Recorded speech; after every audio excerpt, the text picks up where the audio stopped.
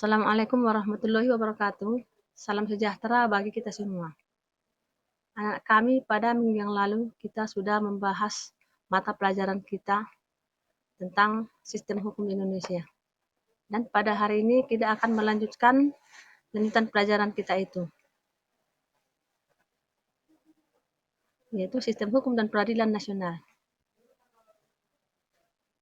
Yang pertama sekali, mari kita bahas dulu tentang pengertian hukum.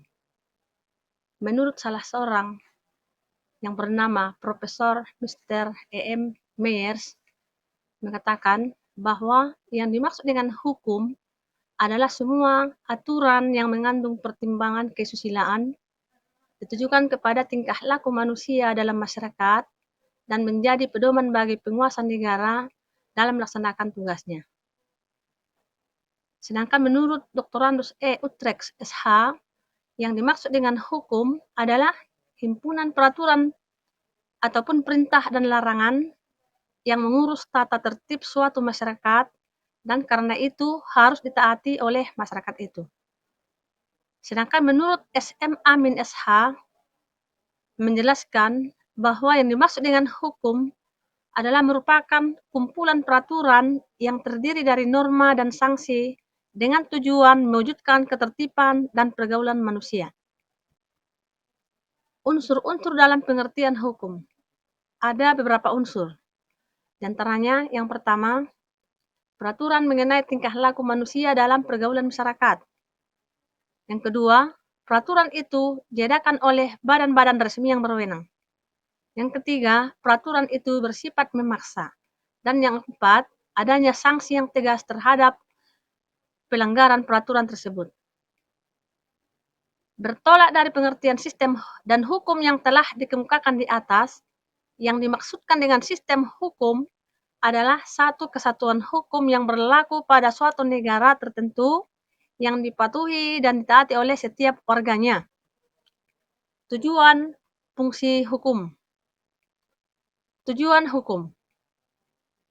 Adapun tujuan hukum adalah mendatangkan kemakmuran dan kebahagiaan pada rakyatnya, mencapai keadilan dan ketertiban, mengatur pergaulan hidup manusia secara damai, memberi petunjuk bagi orang-orang dalam pergaulan masyarakat, menjamin kebahagiaan sebanyak-banyaknya pada semua orang untuk mencapai keadilan yang seadil-adilnya. Sedangkan fungsi daripada hukum adalah sebagai berikut, yaitu sebagai perlindungan, diantaranya melindungi masyarakat dari ancaman dan bahaya, sedangkan fungsi keadilan hukum adalah sebagai penjaga. Dalam pembangunan hukum digunakan sebagai acuan, penentu arah, tujuan, dan pelaksanaan pembangunan sebagai kontrol sosial. Ciri dan unsur hukum. Ciri-ciri hukum itu meliputi antara lain. Yang pertama, berisi perintah dan larangan. Yang kedua, hukuman itu tidak sewenang-wenang. Siapa yang bersalah itu yang akan dihukum. Yang ketiga, mendapat perlakuan yang sama di hadapan hukum. Sedangkan unsur-unsur hukum terdiri dari yang pertama, peraturan mengenai tingkah laku manusia dalam pergaulan masyarakat. Yang kedua, peraturan itu diadakan oleh badan-badan resmi yang berwenang. Yang ketiga, peraturan itu sifatnya memaksa. Yang keempat, adanya sanksi yang tegas terhadap pelanggaran peraturan tersebut. Sifat hukum. Hukum itu mengatur karena hukum memuat peraturan-peraturan berupa perintah dan larangan yang mengatur tingkah laku manusia dalam hidup bermasyarakat demi terciptanya ketertiban dalam masyarakat. Kemudian hukum itu memaksa karena hukum dapat memaksa masyarakat untuk mematuhinya. Apabila dilanggar akan dikenakan sanksi yang tegas dan nyata. Coba perhatikan anak kami, di sini ada bagan atau skema tentang penggolongan hukum di negara Indonesia. Hukum itu terbagi atas yang pertama menurut wujudnya. Terbagi dua, itu hukum tertulis dan hukum tidak tertulis. Menurut ruang lokal, nasional, dan internasional. Menurut waktunya, ius constitutum, ius constituendum, hak antar waktu. Hukum menurut pribadi terbagi 3. Yang pertama, hukum satu golongan, hukum semua, hukum antar golongan. Sedangkan penggolongan hukum menurut isinya terdiri dari hukum publik dan hukum privat atau perdata. Hukum publik terbagi atas hukum tata negara, hukum administrasi, hukum pidana, hukum acara. Sedangkan menurut isinya, yaitu hukum privat atau perdata terbagi atas hukum perorangan, hukum keluarga, hukum kekayaan, dan hukum waris. Dan penggolongan hukum menurut tugas dan fungsinya terbagi 2, yaitu material dan formal. Formal terbagi 2 juga, yaitu hukum pidana formal dan hukum perdata formal. Berikutnya, perbedaan hukum pidana dan perdata. Berdasarkan isi, hukum pidana adalah pelanggar hukum pada umumnya segera disikapi oleh pengadilan setelah menerima berkas polisi yang mengadakan penyelidikan dan penyidikan.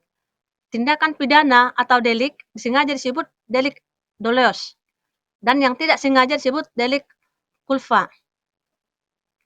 Hukum perdata, yaitu pelanggar hukum perdata baru dapat disikapi oleh pengadilan setelah ada pengaduan dari pihak yang merasa dirugikan. Di sini ada pihak yang mengadu atau penggugat dan pihak yang diadukan atau tergugat. Tata urutan peraturan hukum di Indonesia. Coba perhatikan anak kami dalam tabel. Yang pertama, di kolom pertama ada kita lihat ketetapan MPR nomor 20 MPR 1966. Itu terdiri dari Undang-Undang Dasar 1945, TAP MPR, Undang-Undang Perpepu, Peraturan Pemerintah, Kepres, Peraturan Pelaksanaan lainnya, Permen, Instruksi Menteri. Sedangkan pada kolom kedua, anak kami tertulis ketetapan MPR nomor 3 MPR 2000. Terdiri dari yang pertama Undang-Undang Dasar 1945, yang kedua TAP MPR, yang ketiga undang-undang, yang keempat peraturan pemerintah pengganti undang-undang, yang kelima peraturan pemerintah, yang keenam Kepres, yang ketujuh Perda.